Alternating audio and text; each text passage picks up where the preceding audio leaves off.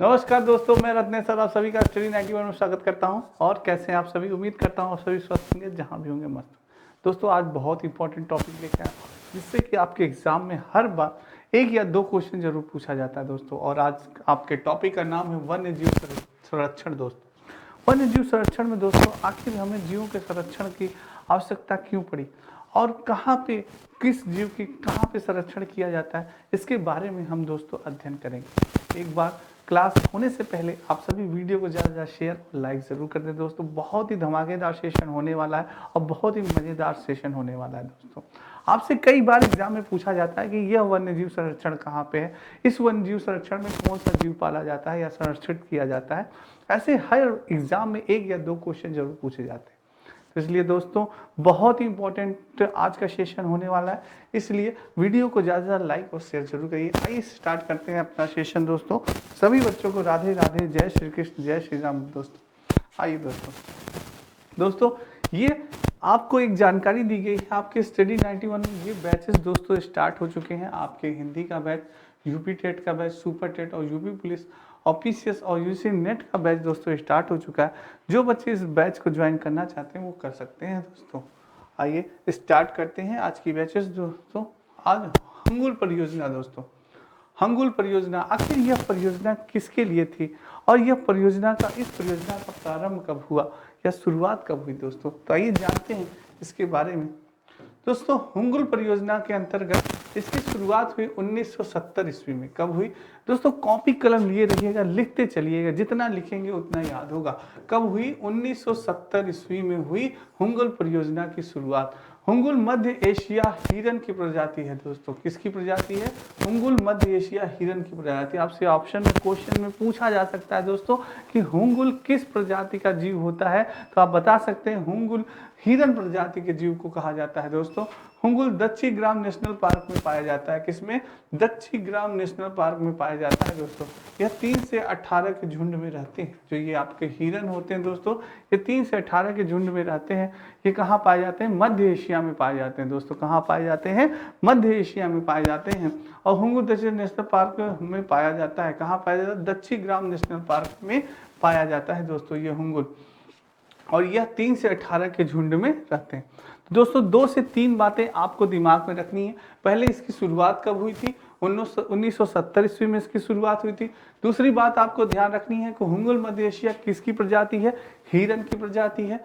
दूसरी बात, hangul दक्षिग्राम national park में पाया जाता है और यह 3 से 18 के झुंड में दोस्तों रहते हैं। ठीक है, ये जानकारी आपके लिए बहुत ही आवश्यक है। नेक्स्ट है दोस्तों गेंडा परियोजना। दोस्तों गेंडा परियोजना आइए जानते हैं दोस्तों। गेंडा परियोजना की शुरुआत 1987 में हुई। कब हुई? 1987 में हुई। कब हुई? 1987 में, 1987 में हुई दोस्तों। ठीक है, और यह किसके लिए थी? यह एक सींग वाले गेंडे के लिए संरक्षित की गई दोस्तों। यह परियोजना बनाई गई किसके संरक्षण के लिए? एक सींग वाले गेंडे के संरक्षण के लिए दोस्तों। ये जो एक सींग वाला गेंडा है दोस्तों, इसकी जो सींग होती है बहुत ही कास्टली जाती है, बहुत ही महंगी जाती है। इससे लोग बहुत ही ऐसे चीज़ें बनाते हैं जिनका यूज़ किया जाता है दोस्तों। और इनके चमड़ा भी दोस्तों, जो गेंडे का चमड़ा होता है ये भी बहुत ही यानी सख्त होता है।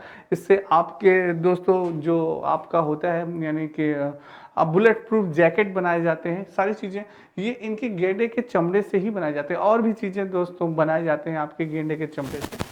और उसकी सींग दोस्तों, ये दोनों चीज़ें इसकी बहुत ही कास्टली जाती है, इसलिए इनके संरक्षण की आवश्यकता पड़ी। लोग इनका शिकार करते थे, इसलिए इनके संरक्षण की आवश्यकता पड़ी। इसलिए दोस्तों एक सींग वाला गेंडा मानस कांजीरंगा, आपने सुना होगा कांजीरंगा परियोजना दोस्तों। कांजीरंगा जलदुपा में पाया जाता है। कहाँ पाया जाता है? कांजीरंगा में पाया जाता है ये दोस्तों। इसलिए काजीरंगा में एक सींग वाला गेंडा बहुत ही अधिक पाया जाता है। तो इसलिए दोस्तों इसकी शुरुआत की गई गेंडा परियोजना की 1987 में। कब की गई? 1987 में दोस्तों। ठीक है, ये जानकारी आपके लिए बहुत ही लाभदायक है। नेक्स्ट दोस्तों हाथी परियोजना। हाथी परियोजना की आखिर शुरुआत कब की गई दोस्तों? हाथी परियोजना की शुरुआत की गई 1992 में, 1992 में। कब की गई दोस्तों? हाथी परियोजना की शुरुआत 1992 ईस्वी में की गई। कब की गई? 1992 में। भारत के पहले elephant reserve Singh Bhoom वूम elephant reserve से शुरुआत हुई दोस्तों। यह एक केंद्र प्रायोजित योजना थी। क्या थी? केंद्र, सेंट्रल गवर्नमेंट की योजना थी दोस्तों, केंद्र प्रायोजित योजना थी।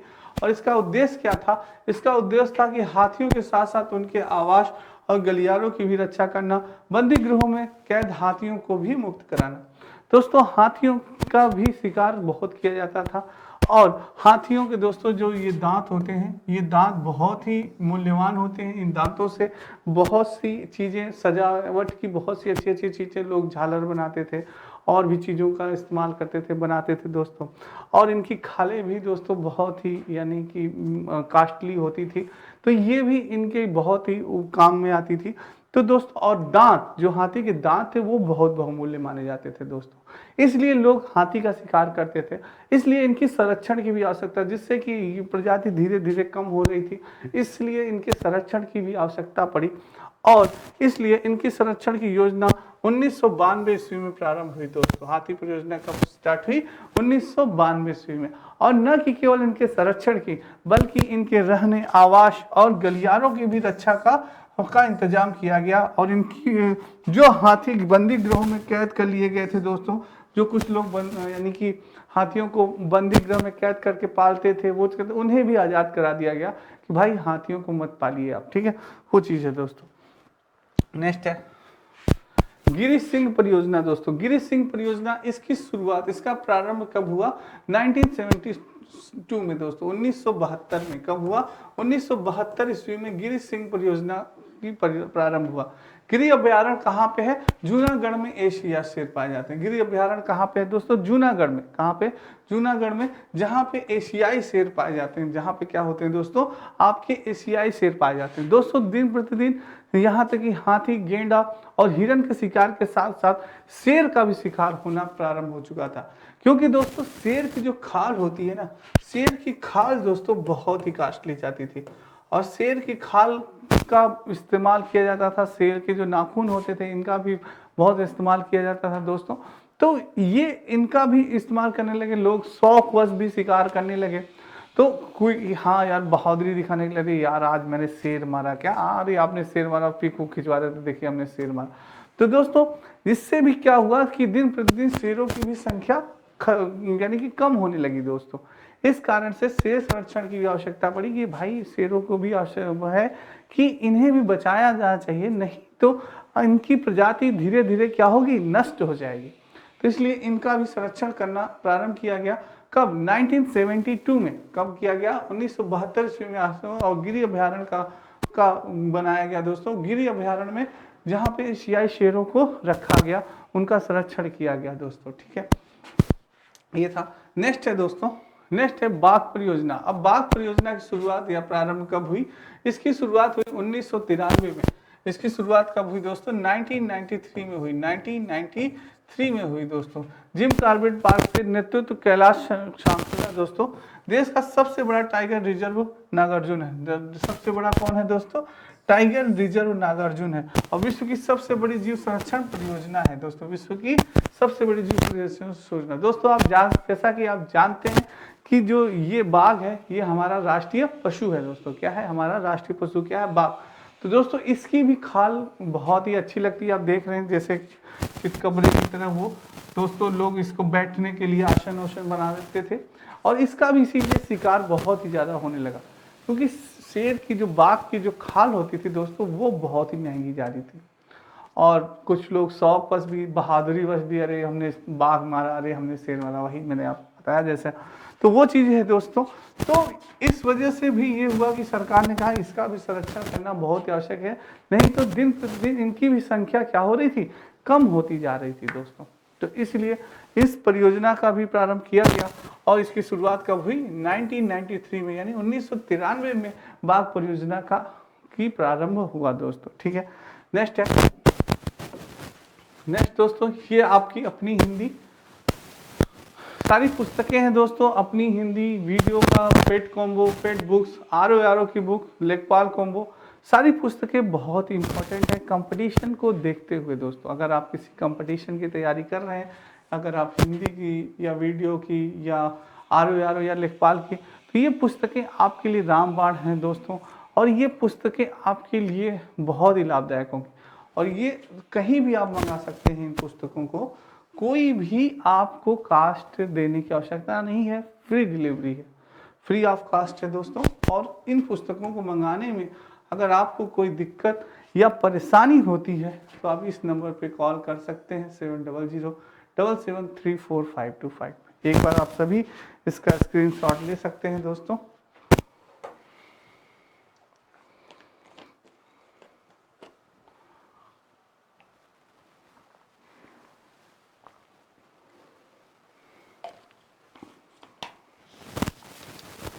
चलिए दोस्तों नेक्स्ट,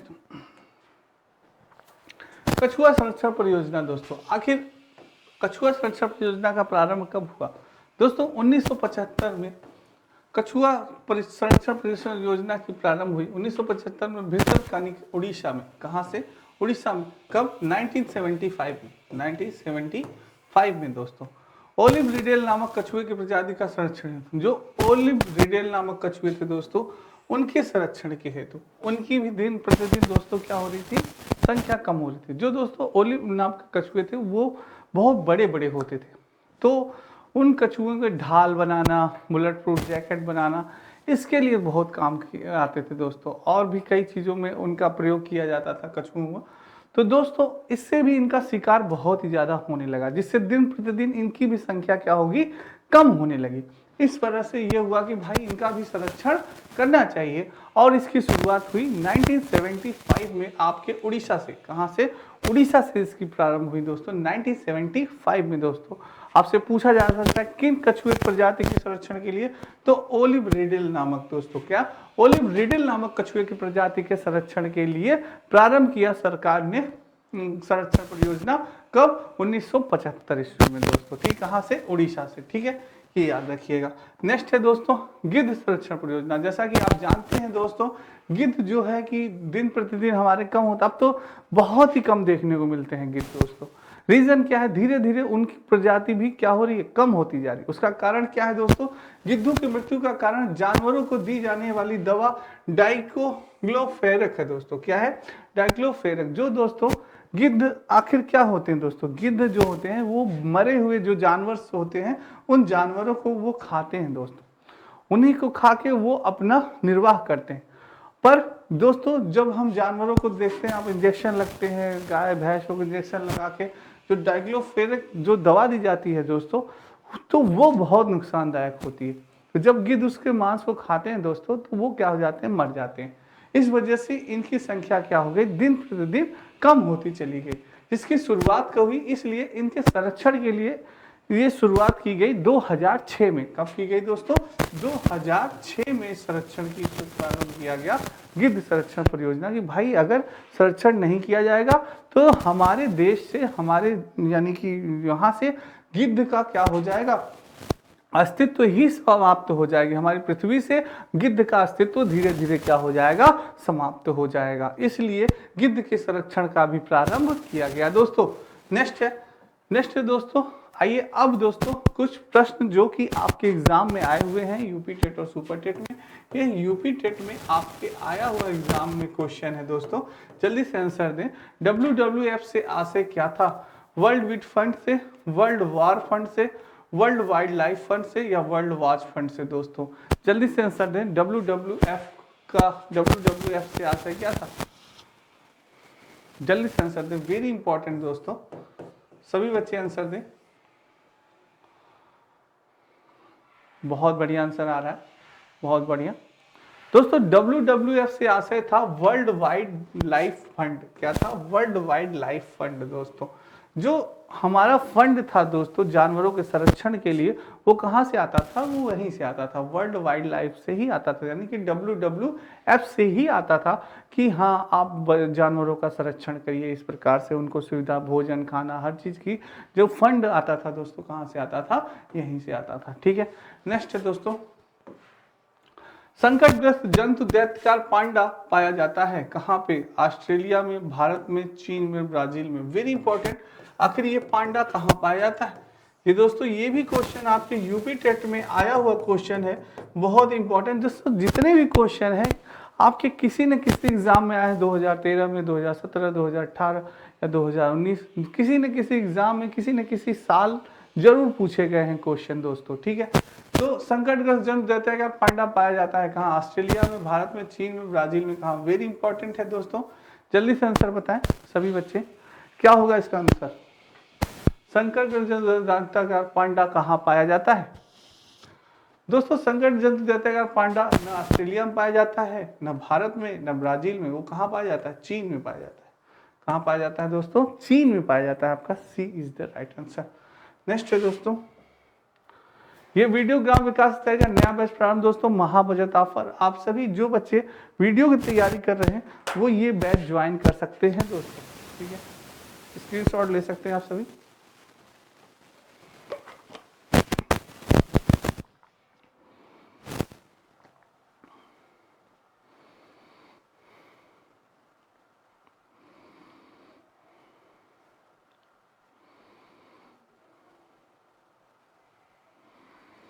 चलिए दोस्तों, नेक्स्ट है दोस्तों, निम्नलिखित में से किस में सर्वाधिक जैव विविधता पाई जाती है? आपका very important question, UP TET में आया हुआ क्वेश्चन है, गलत नहीं होना चाहिए दोस्तों।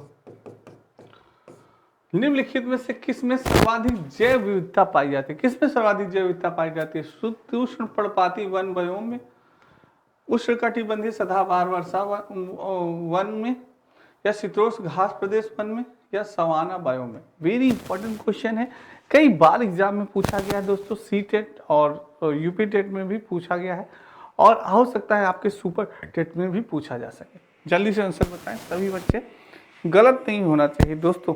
निम्नलिखित में से किस में सर्वाधिक जैव विविधता पाई जाती है? जल्दी से आंसर दें, गलत नहीं होना चाहिए किसी भी बच्चे का मेरे। क्या बात है, बहुत बढ़िया आंसर आ रहा है, बिल्कुल दोस्तों, बहुत सही आंसर।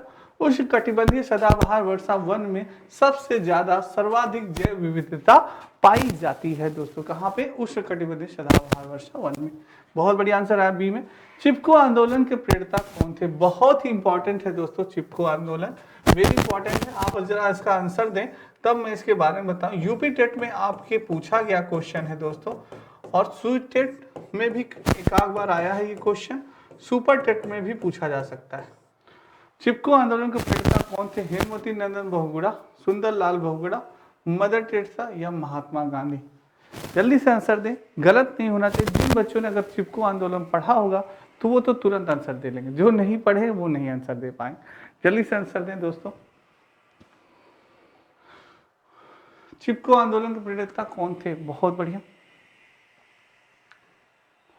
बिल्कुल बहुत बढ़िया आंसर आ रहा है, बहुत ही अच्छा आंसर दे रहे हैं दोस्तों। चिपको आंदोलन प्रेरता न महात्मा गांधी थे, न मदर टेरेसा थी, न हेमवती नंदन बहुगुणा थी, सुंदरलाल बहुगुणा थी दोस्तों। कौन थी?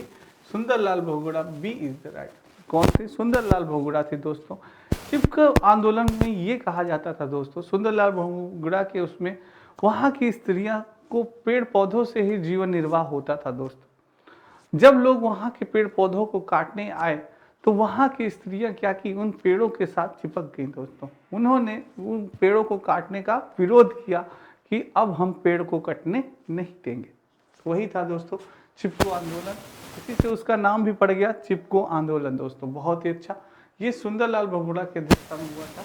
नेक्स्ट है दोस्तों, भारत में प्रोजेक्ट टाइगर की शुरुआत हुई थी। वेरी इंपॉर्टेंट क्वेश्चन, बहुत ही कई बार ये क्वेश्चन पूछा गया, एग्जामिनर को इस क्वेश्चन से पता नहीं क्या हो गया है।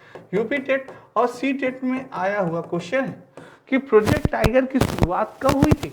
1973 में, 1982 में, 1992 में या 1996 में?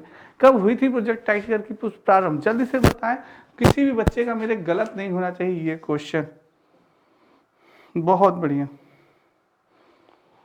बहुत बढ़िया आंसर आ रहा है, क्या बात है, बहुत बढ़िया, बहुत बढ़िया आंसर आ रहा है। भारत में प्रोजेक्ट टाइगर की शुरुआत जब हुई थी दोस्तों, तो भारत में आप सभी जानते हैं जो हमारा टाइगर होता है, बाघ होता है, वो हमारा कौन है? वो हमारा राष्ट्रीय पशु है। क्या है? हमारा राष्ट्रीय पशु है दोस्तों। क्या? बाघ राष्ट्रीय पशु है, बाघ। तो प्रोजेक्ट टाइगर की जो प्रारंभ हुई थी दोस्तों 1973 में हुई थी। कब हुई थी? 1973 में। कब हुई थी?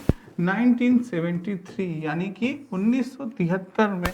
ए ऑप्शन जिन बच्चों ने बताया है बिल्कुल सही ऑप्शन बताया है 1973 में दोस्तों। नेक्स्ट है दोस्तों, किस जगह के फ्लोरा और फाना सूचित करता है? किस जगह को फ्लोरा और फाना सूचित करता है? पेड़ पौधे एवं जंतुओं को, मछलियों एवं पेड़ पौधों को, जंतुओं एवं मछलियों को, पक्षियों एवं पेड़ पौधों को।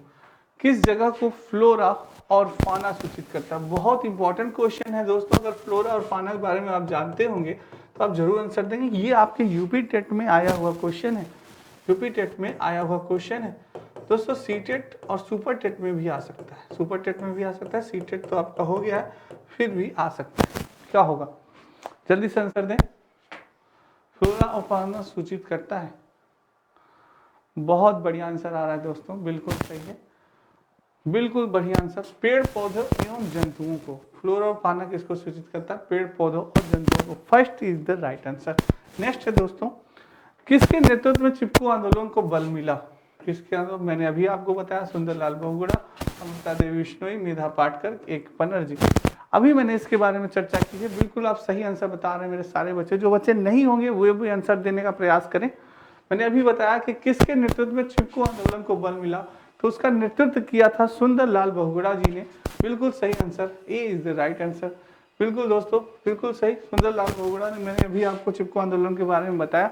जो बच्चे अभी आए हैं तो बैक करके वीडियो देख सकते हैं। ये दोस्तों आपके यूपी पुलिस कांस्टेबल का नया बैच प्रारंभ हो चुका है। कंप्लीट कोर्स महाबचत ऑफर मात्र 1499 रुपए में।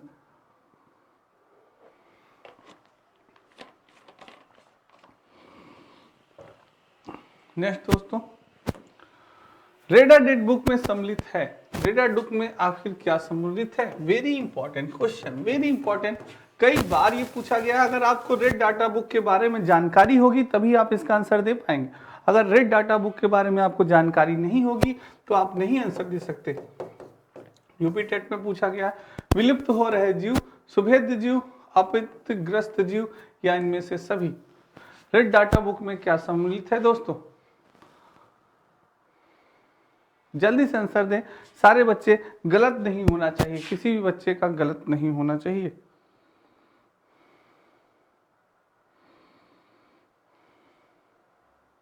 बहुत बढ़िया दोस्तों, बहुत बढ़िया आंसर आ रहा है।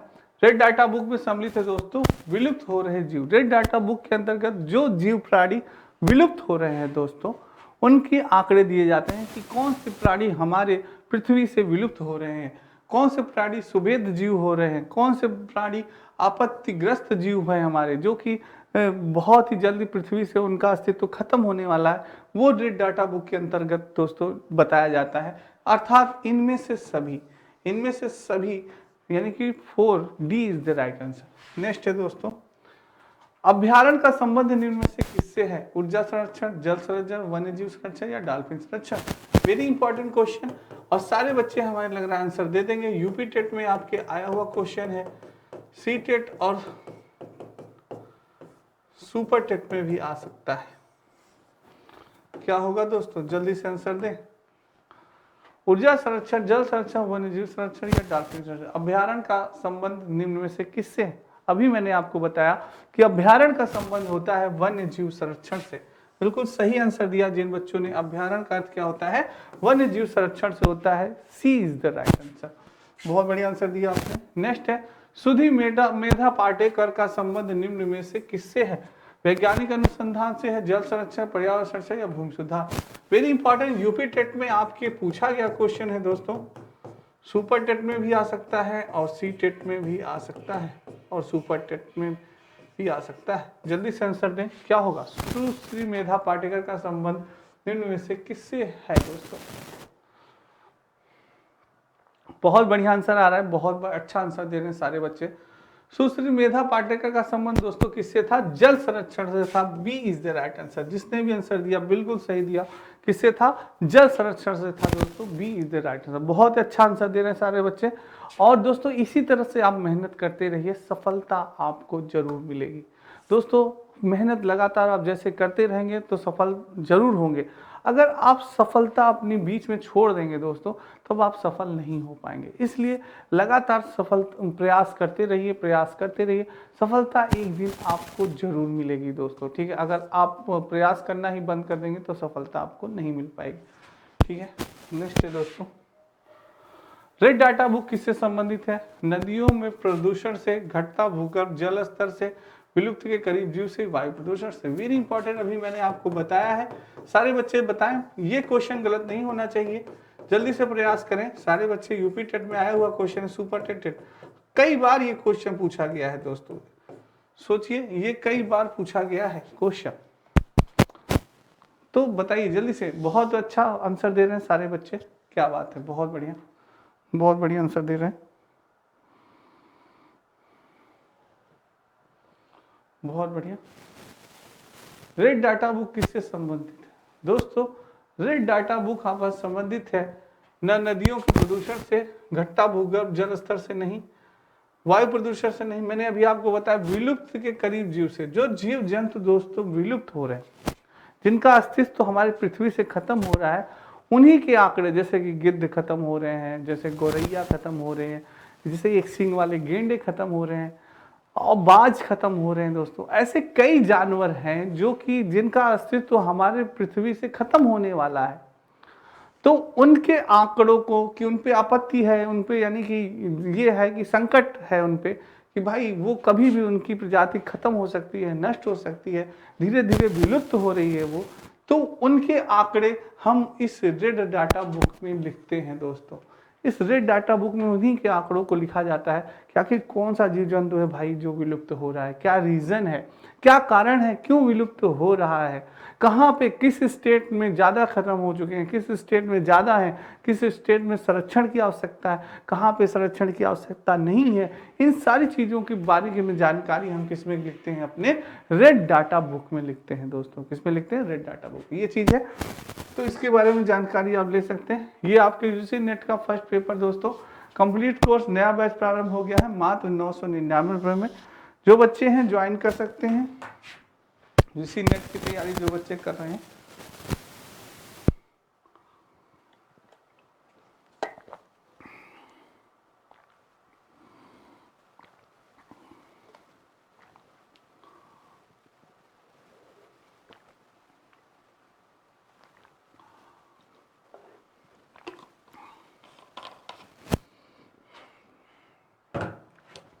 आइए दोस्तों नेक्स्ट, पौधे और जंतु की संकटग्रस्त प्रजातियों को प्रदर्शित करने के लिए IUCN ने निम्न पुस्तकें तैयार की हैं। श्वेता data book, red data book, नील डाटा बुक, या इनमें से कोई नहीं? कौन सी है जिसको संकटग्रस्त प्रजातियों को प्रदर्शित करने के लिए किसने? IUCN ने दोस्तों, किसने? IUCN ने निम्न पुस्तकें तैयार की। कौन सा है? मैंने अभी आपको बताया दोस्तों, बहुत ही बढ़िया आंसर आ रहा है, देने का प्रयास करिए सारे बच्चे। मालूम है आप सभी को गलत नहीं होना चाहिए, अभी मैंने चर्चा भी की है, बिल्कुल सही, मैंने आपको हिंट दे दिया, बहुत सही आंसर आ रहा है, बिल्कुल सही। रेड डाटा बुक, किसमें दोस्तों? रेड डाटा बुक कह रहा है कि पौधे और जंतु की संकटग्रस्त प्रजातियों को प्रदर्शित करने के लिए IUCN ने निम्न में से किस पुस्तक तैयार किया? किसको? रेड डाटा बुक को दोस्तों, ठीक है, सी इज राइट आंसर। नेक्स्ट है दोस्तों, वन्य जीव संरक्षण पर निम्न में से कौन सा गैर सरकारी संघ NGO समर्पित है? WW फॉर नेचर भारत, भारतीय वन्य जीव बोर्ड, राष्ट्रीय वन्य जीवन क्रिया योजना, या उपयुक्त सभी? कौन सा है दोस्तों? वेरी इंपॉर्टेंट क्वेश्चन है, वेरी इंपॉर्टेंट दोस्तों। यूपी टेट में आपके आया हुआ क्वेश्चन है, सुपर टेट में भी आ सकता है दोस्तों, सुपर टेट में भी आ सकता है और सी टेट में भी आ सकता है। जल्दी से आंसर दें सारे बच्चे, देने का प्रयास करें आंसर, जल्दी से सभी बच्चे आंसर दें, गलत नहीं होना चाहिए किसी का भी। क्या बात है,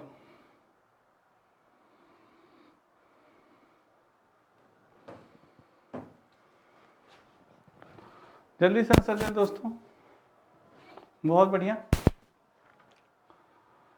कुछ दोस्तों इसमें ऑप्शंस गलत है, ये क्वेश्चन रखने दीजिए, कुछ ऑप्शंस में गलत लग रहा है।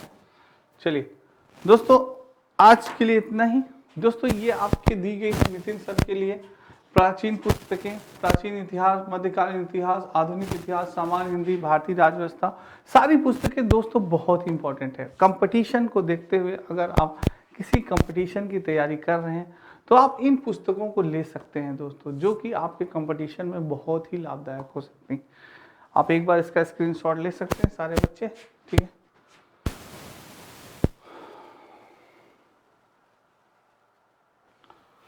तो दोस्तों आपको आज की क्लास कैसी लगी कमेंट बॉक्स में कमेंट जरूर करिएगा। एक बार वीडियो को ज़्यादा से ज़्यादा लाइक कर दीजिए, शेयर जरूर करिएगा। कल फिर इसी समय पे दोस्तों बहुत ही इंपॉर्टेंट टॉपिक के साथ फिर मुलाकात होगी। इसी तरह दोस्तों बने रहिएगा सभी को। आज के लिए इतना ही। सभी को राधे राधे, जय श्री कृष्ण दोस्तों और जय हिंद दोस्तों।